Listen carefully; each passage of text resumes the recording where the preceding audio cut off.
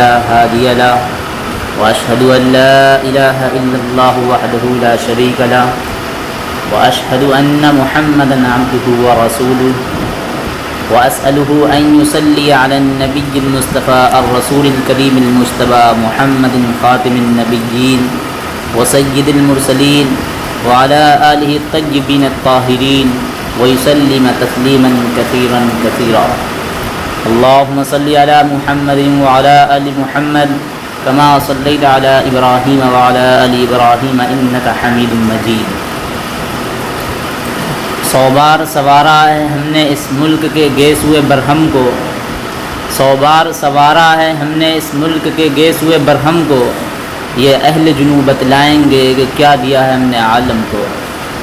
میرے محترم بزرگوں، دوستوں اور عزیز ساتھیوں، آج ہم نے سوچا ہے کہ 15 اگست کے حوالے سے کچھ بات کری جائے.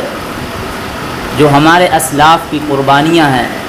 جو ہمارے اکابر، ہمارے بزرگوں نے اس دیش کو آزاد کرانے کے لیے اپنی جانیں، تن من دھن کی قربانیاں دی ہیں، ان کی تاریخ کو یاد کرا جائے، ان کی عظیم قربانیوں کو یاد رکھا جائے.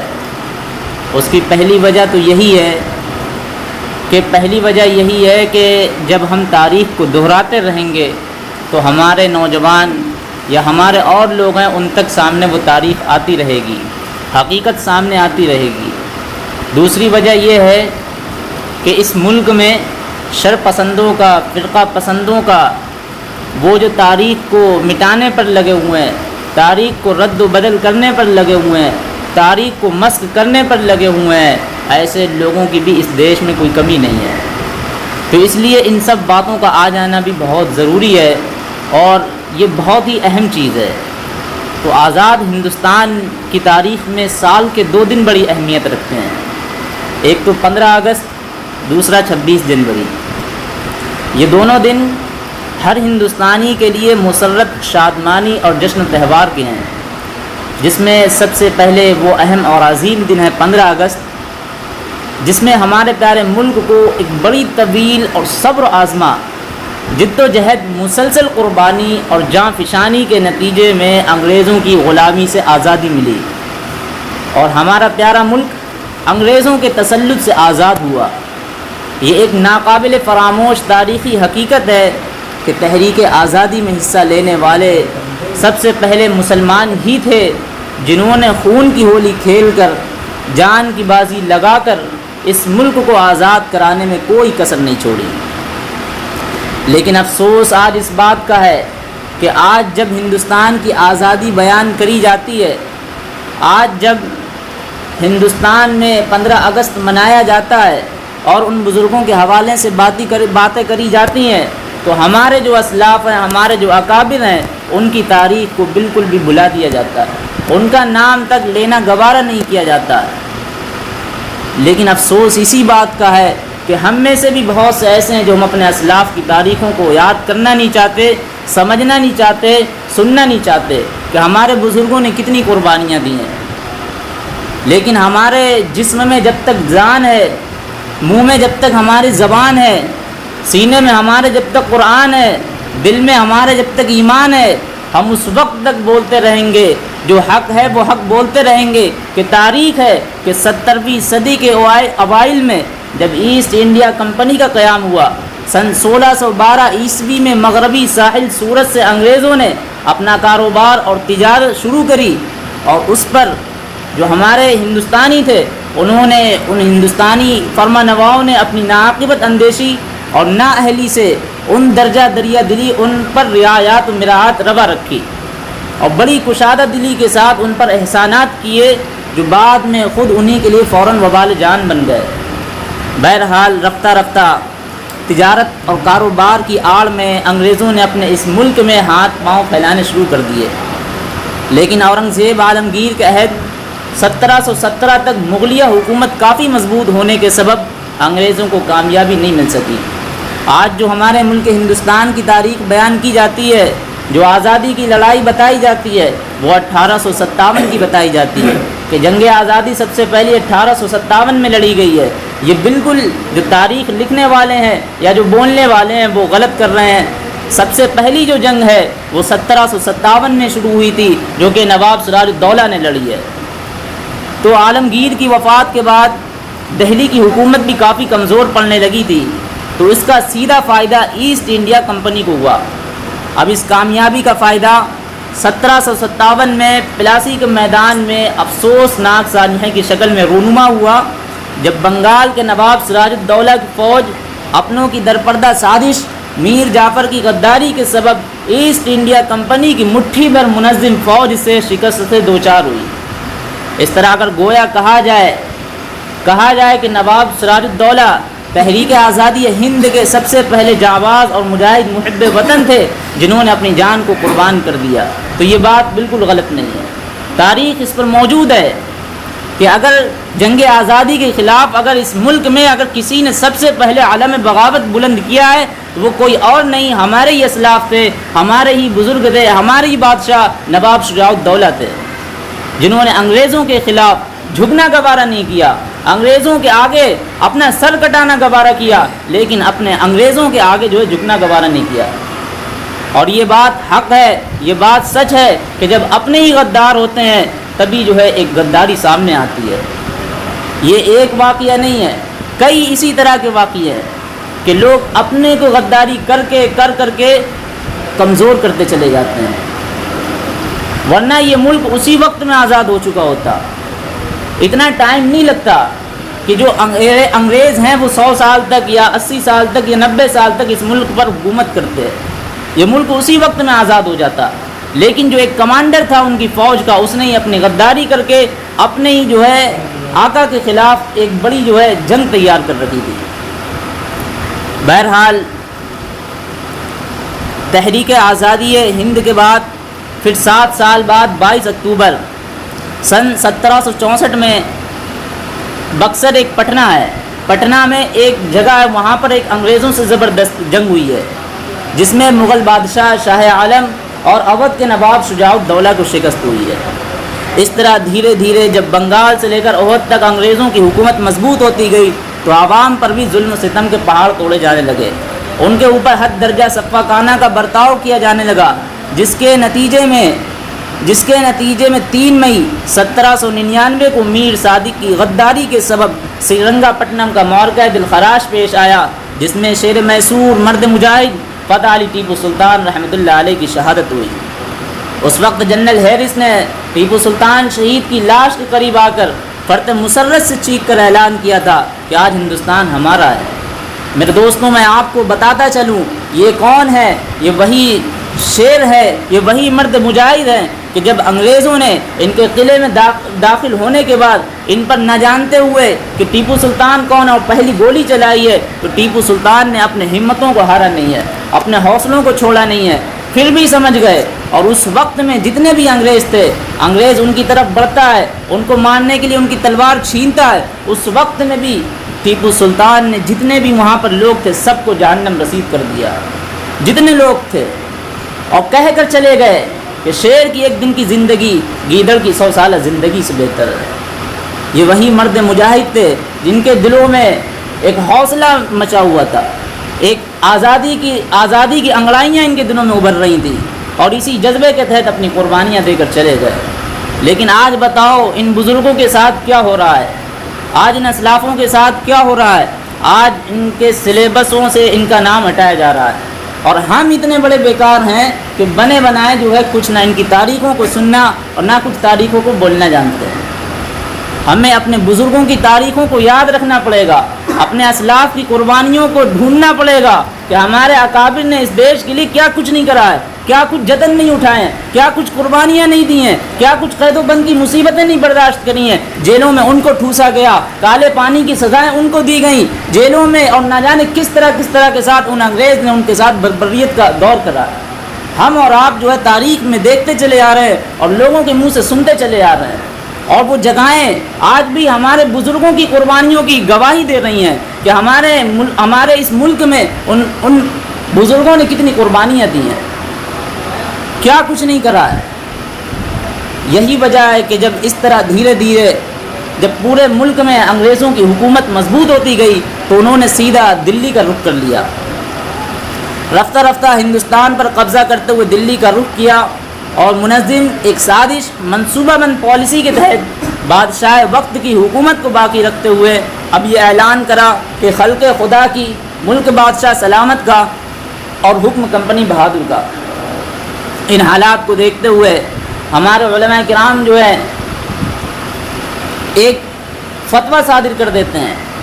کہ ہندوستان کو دارالحرب ہونے کا فتویٰ صادر کر دیا، جس کے نتیجے میں اب انگریزوں کے خلاف عوام میں اور علماء کرام میں غصہ پھوٹ پڑا اور ایک باقاعدہ جنگ کی شروعات ہو گئی۔ جب ہندوستان کی اس مقدس سرزمین پر انگریزوں کا ناپاک سایہ پڑا تو وہ اپنی شاطرانہ و عیانانہ چالوں سے یہاں کے مالک بن بیٹھے۔ جب باشندگان ہند پر طرح طرح کے ظلم و ستم کے پہاڑ توڑے جانے لگے، جب ہندوستانیوں کو غلام بنایا جانے لگا، جب ہندوستانیوں کا خون ان کے پسینوں سے بھی سستا ہونے لگا، جب ہندوستانیوں کے ہاتھوں پیروں میں غلامی کی زنجیریں ڈالنے جانے لگیں، تو ایسے وقت میں ہمارے ان بزرگوں نے ایک فتویٰ صادر کر دیا کہ اب ہندوستان کو دارالحرب ہونے کا فتویٰ صادر کر دیا، جس کے نتیجے میں ان انگریزوں کے خلاف عوام میں غصہ پھوٹ پڑا اور ایک باقاعدہ جنگ کی شروعات ہو گئی، جس کے نتیجے میں چنانچہ حضرت سید احمد شہید نے علاقوں کا دورہ کر کے لوگوں میں دینی شعور بیدار کرنے کے ساتھ ساتھ عملی طور پر جہاد کے لیے بھی تیار کیا، جس کے لیے 50 پاک باز نفوس پر مشتمل ایک چھوٹا سا مجاہدین کا قافلہ سن 1818 کو دلی روانہ ہوا، اور یہ قافلہ اپنے عظیم جاباز قائدین حضرت سید احمد شہید، حضرت شاہ اسماعیل شہید کی قیادت میں جہاد کرتا ہوا بالاکوٹ کے میدان میں شہید ہو گیا۔ اس قافلے کی تعداد روز بروز بڑھتی گئی، چنانچہ اس قافلے کی تعداد 1500 تک پہنچ گئی تھی، اور یہ اپنا قافلہ سن 1831 کو اپنے دونوں قائدوں کی قیادت میں جہاد کرتا ہوا بالاکوٹ کے میدان میں شہید ہو گیا۔ بالاکوٹ کے میدان کے بعد 1857 کی تحریک بڑی اہم تحریک مانی جاتی ہے، جس کو انگریزوں نے غدر کا نام دیا تھا، یعنی ہندوستانی سپاہیوں کی بغاوت، اور اس تحریک کے جرم میں مسلم عوام کے علاوہ ہزاروں کی تعداد میں علماء کرام نے پھانسیاں دی ہیں، ہزاروں کی تعداد میں علماء نے شہادت دی ہے، 27,000 افراد کو پھانسی پر لٹکایا گیا۔ چاندنی چوک ہی نہیں بلکہ شہر کے ہر چوراہے پر سونیاں نصب کر دی گئی تھیں، جو بھی معزز مسلمان انگریزوں کے ہاتھے چڑھ گیا اسے ہاتھی پر بٹھایا، ہاتھی کو درخت کے آگے لے گئے اور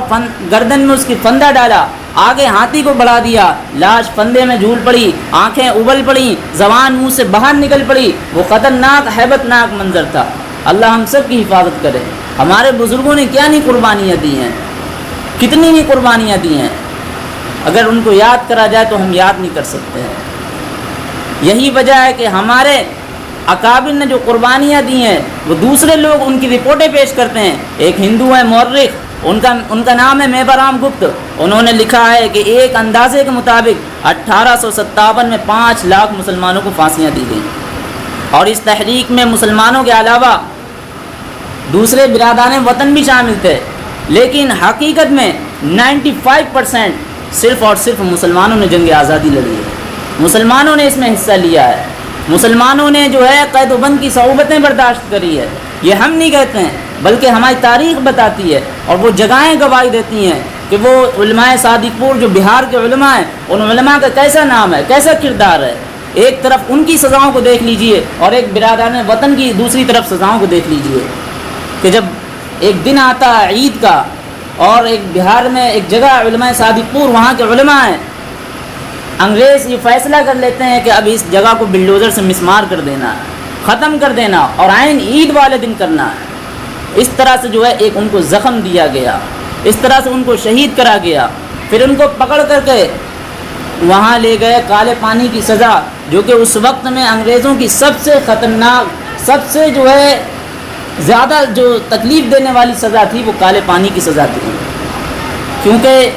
سولی پر چلنا ہے تو صرف 5-10 منٹ تکلیف ہوگی، 5-10 منٹ تک پریشانی ہوگی، اس کے بعد جان نکل جائے گی۔ لیکن کالے پانی کی سزائیں جو ایسے بے آباد جنگلوں میں ان لوگوں نے بنا رکھی تھیں کہ ہمارے اکابر نے اس کو بھی قبول کرا، ہمارے اکابر نے وہیں سے کالے پانی کی سزاؤں کے بارے میں مولانا جعفر تھانیسری نے، مولانا ولایت علی جو علماء صادق پور ہیں، انہوں نے وہاں سے کتابیں تک لکھ دیں، کالے پانی کو بتلایا پورا۔ اور اسی طرف دوسری طرف برادران وطن ہے، جو ایک ابھرتا ہوا ایک نام تھا اس وقت میں جنگ آزادی کے وقت میں، ویر ساورکر، یہ نام ویر ساورکر، جب ان کو جو ہے کالے پانی کی سزائیں ان انگریزوں نے بھیجا تو یہ دیکھ کر ان کے ہمت اور حوصلے پست ہو گئے، کہا اب ہم سے یہ سزا نہیں جھیلی جا سکتی ہے۔ انہوں نے انگریزوں کو خطوط پہ خطوط لکھے، 3 خط بھیجے اور انگریزوں سے کہا کہ ہم تمہاری تابعداری کرتے ہیں تو تم مجھے اس سزا سے رہائی دے دو۔ یہ سچ ہے، یہ حق ہے کہ وہ جو ہے پھر انگریزوں کے تلوے چاٹنے لگے اور جو مجاہد آزادی وطن تھے ان کے جو ہے خلاف کام کرنے لگے۔ یہاں تک کہا جاتا ہے کہ مہاتما گاندھی ہیں، ان کو بھی قتل کرنے میں اگر کسی کا بھی ہاتھ ہے تو ویر ساورکر کا تھا، اس کی سوچ تھی۔ تو سوچئے ہمارے اکابر نے کس طرح کی نہیں قربانیاں دی ہیں، ہمارے علماء صادقور جو بہار کے ہیں انہوں نے کس طرح جو ہے ان کالے پانی کو سزا کو کاٹا، کس طرح برداشت کیا، صرف اپنے آنے والی نسلوں کے لیے کہ ہماری آنے والی نسلیں آزادی کے ساتھ زندگی گزار سکیں۔ آج ہمیں بتاؤ کہ ہم کتنا آزاد ہیں اور ہم کتنا جو ہے بے لگام ہیں، کہہ نہیں سکتے ہیں۔ ان انگریزوں سے زیادہ اس وقت میں سب سے زیادہ ہمارے اوپر ظلم ہو رہا ہے، ان انگریزوں سے بھی زیادہ، جتنا ان انگریزوں نے ظلم نہیں کرا اس سے زیادہ آج ظلم ہمارے اوپر ہو رہا ہے۔ آج اگر یہ ظلم کی داستان کسی پہاڑ پر بھی سنا دی جائے اور پہاڑ کو بھی اگر بولنے کی طاقت دی جائے تو وہ پہاڑ بھی ریزہ ریزہ ہو جائے گا، وہ ظلم کی داستان نہیں سہ پائے گا۔ آج اگر اسی ظلم کو تم سمندر کو اگر سنا دیا جائے، سمندر کے اندر بھی بولنے کی طاقت ہو تو وہ سمندر بھی اپنا سارا کا سارا پانی خشک کر دے گا۔ آج وہ ظلم ہو رہا، آج وہ بربریت ہو رہی ہے، لیکن اس کے خلاف ہماری آوازیں کتنی اٹھ رہی ہیں؟ بالکل بھی نہیں۔ بولنے والے کتنے؟ کچھ بھی نہیں۔ جبکہ نبی نے ہمیں بتایا ہے، نبی کی تعلیمات ہے کہ ظلم کے خلاف بولو۔ وہ بھول گئے وہ حدیث، اللہ کے رسول نے بتلایا ہے کہ جب تم کو کسی برائی کو دیکھو تو سب سے پہلے اس کو اپنے ہاتھوں سے روکو، اگر وہ بھی طاقت نہیں ہے تو کم سے کم اس کو اپنی زبان سے ہی بولو، اگر وہ بھی ہمت اور جرت نہیں ہے تو کم سے کم اس کو اپنے دل میں تو برا سمجھو۔ لیکن ہمارے یہاں کچھ بھی ایسا نہیں ہے، جانے جانا تھی چلی گئیں۔ ادھر اگر مارنے والا اگر کوئی ہے تو وہ غیر مسلم ہے، ادھر مرنے والا کوئی مسلمان ہے، ادھر اٹیک کرنے والا کوئی ہندو ہے یا اور کوئی ہے، ادھر مرنے والا کوئی مسلمان ہے، مکان جلانے والے کوئی غیر ہیں، ادھر مکان جن کے جل رہے ہیں وہ مسلمان ہیں۔ پھر اس کے بعد مکان جل گئیں، دکانیں جل گئیں، جان اور مال سب کچھ چلا گیا، اس کے بعد بھی پکڑ دھکڑ کا مسئلہ آیا تو پھر مسلمانوں کو ٹھوسا گیا۔ سوچئے کون سا ظلم ہو رہا ہمارے اوپر؟ اتنا ان انگریزوں نے بھی نہیں ظلم کرا، ان انگریزوں نے بھی نہیں اتنا ظلم کرا جتنا اس وقت میں ظلم ہو رہا ہے۔